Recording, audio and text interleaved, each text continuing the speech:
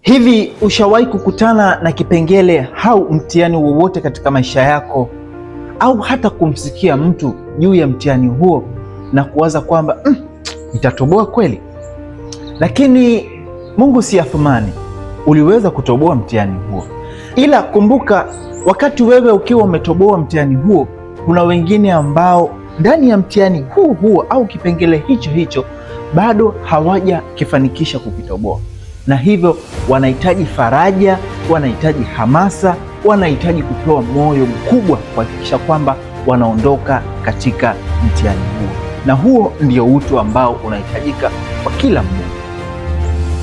Sasa ipo hivi karibuni Baraza la Taifa la Mitihani la Taifa Tanzania, yani NECTA, waliweza kutangaza matokeo ya upimaji wa mtihani wa kidato cha pili na hata darasa la 4.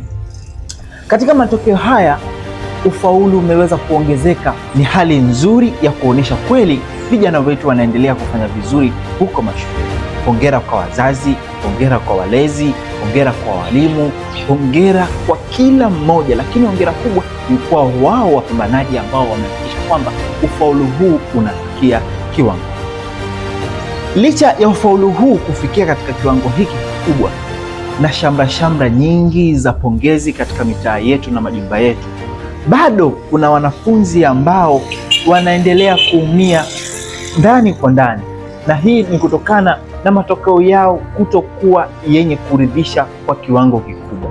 Ndiyo, tunakubaliana kwamba katika mitihani yoyote ile inayotokea, wapo ambao watakaofanya vizuri kwa asilimia kubwa, wapo watakaofanya vizuri kwa wastani, lakini kuna wale ambao hawajafanya vizuri kabisa. Na kutokana na changamoto hii, wanafunzi wengi ambao hawakufanya vizuri katika mitihani yao hii ya upimaji wanakutana na dhihaka, unyanyapaa mwingi katika familia zetu. Huu ndio ukweli. Wanafunzi hawa wanasemwa vibaya kwamba wazazi au walezi wameweza kutumia gharama kubwa sana kuwasomesha, lakini walichokifanya ni upuuzi mkubwa. Sasa tutoe rai kwa wazazi, walezi na hata jamii kwa ujumla juu ya wanafunzi hawa ambao hawakufanya vizuri. Cha kwanza, Wizara ya Elimu nchini Tanzania baada tu ya matokeo yale kuweza kutoka, waliweza kutoa taarifa kwa umma kwamba wanafunzi wote ambao hawakufanya vizuri na walihitajika kuweza kurudia kidato cha pili, badala yake wanahitajika kuendelea na kidato cha tatu kama kawaida. Hivyo basi, licha ya kuendelea kwao, watakuwa na masomo maalum, yani remedial, ili kuhakikisha kwamba wanaendelea kuelewa vizuri yale ambayo yaliweza kutokea. Hivyo tuendelee kuwapa wanafunzi hawa nafasi ya kuendelea kusoma kila siku kama wenzao, kama kawaida. Lakini katika hili tukumbuke kwamba kuna wazazi au walezi wanaweza kutumia nafasi hii kuwaozesha watoto hali ya kuwa ni wadogo. Tunapaswa kusimama kidete kuhakikisha kwamba hakuna binti anayeozeshwa.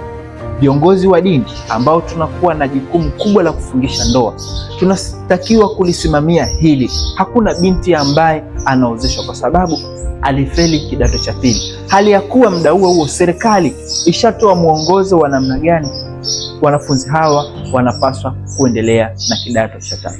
Tujiulize, ingekuwa binti yako wewe, kiongozi wa dini au kiongozi wa mila, unemfungisha ndoa aliyakuwa ni mdogo, je, ungekubali? Lakini pia katika changamoto ambazo zinaweza kujitokeza kutokana na masimango ambayo tunaanza kuwapa hawa watoto ni masuala mazima ya afya ya akili.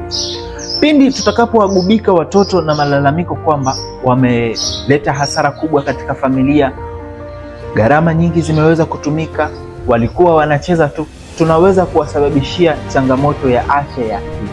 Na tukumbuke kwamba kizazi hiki ni kizazi ambacho kina maamuzi ya ajabu na magumu zaidi. Hivyo katika maamuzi yao tunaweza kukuta kwamba wimbi la watoto wa mitaani limekuwa kubwa sana. Tunapaswa kukabili ndimi zetu juu ya kauli ambazo tutakazoweza kuzitoa kwa watoto hawa ili kuwalinda katika ustawi wao.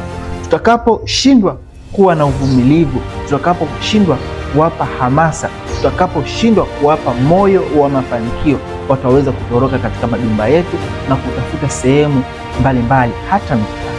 Hivyo basi tunapaswa kulinda ustawi wao. Lakini kitu kingine tunaweza kuona katika jamii zetu kwamba baadhi ya watu wasiokuwa na maadili, kwamba wanafunzi fulani wameweza kufeli, basi ikawa ni sababu ya wao kuwakatisha masomo na tamaa ya miili yao kwa kuwapa ujauzito.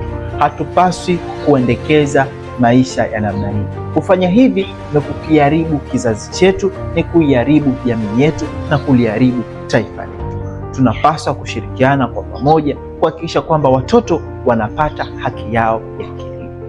Sawia na hilo, wazazi au walezi wengine wanaweza kutumia nafasi hii kuwatorosha watoto kwenda kufanya kazi maeneo mbalimbali hapa nchini. Tunatakiwa tuhakikishe kwamba bado watoto hawa wanao wajibu wa kuendelea na shule kama kawaida. Hatupaswi kuwatorosha kwenda kufanya kazi maeneo mbalimbali ya nchi. Tukifanya hivyo, tunaendelea kukosea haki zao, lakini pia tunapaswa kuwa mstari wa mbele kuripoti matukio ya namna hii. Tukiachana na wazazi na walezi na hata jamii na kwenu pia walimu, tunatambua kwamba walimu mmeendelea kubeba maono makubwa sana ndani ya jamii zetu. Hivyo wanafunzi hawa watakapokuja mashuleni, hatupaswi pia kwa namna moja au nyingine kuwanyanyapaa. Hivi unapata ile kauli kwamba shule fulani kuna mwalimu huyo ni wa moto. Yaani huyo mwalimu ukifanya jambo lolote ukipelekwa kwake hautoboi. Yaani kama ni kucharanga viboko vya makalio, siku hiyo kukaa kwenye kiti au dawati inakuwa ni changamoto, au kwenye mikono kushika kitu inakuwa ni changamoto. Walimu hatupaswi kufanya hivi. Tukumbuke kwamba huko nyuma walimu kama nyinyi waliweza kuwaadhibu watoto adhabu kali kama hizi, na wengine wakawasababishia vifo, wengine wakawasababishia madhara ya ulemavu, na hatujui je, kesi hizi jeshi la polisi zimeweza kufikia wapi, ili iendelee kuwa ni onyo kali kwa walimu wote ambao wanaokiuka maadili ya kuadhibu watoto vikali. Sasa walimu tunapaswa kuishi na watoto hawa waliofeli, lakini wamepata nafasi ya kuendelea na masomo kama kawaida kwa uzuri zaidi. Tuwape miongozo mizuri na sahihi ya namna gani ya kuweza kufanikiwa kama wengine. Kumuita kilaza, kumuita boya au kumfananisha na kitu chochote ambacho kitamdhihaki na kutweza utu wake, hiyo ni uvunjifu wa maadili na haki ya mtoto huyu. Na kwa ujumla basi, ili kuhakikisha kwamba tunawasimamia vema watoto hawa, ni wajibu wangu mimi na wewe na wote ndani ya jamii zetu kuhakikisha kwamba watoto hawa wa kike na hata wa kiume wanaendelea kupata haki yao ya kielimu kama kawaida. Tuwasapoti au tuwaunge mkono katika mahitaji yote ya shule, lakini pia tuangalie, huenda sisi wazazi, walezi au jamii ni moja ya sababu ya wao kufeli kwao kwa sababu ya baadhi ya vitendo vyetu.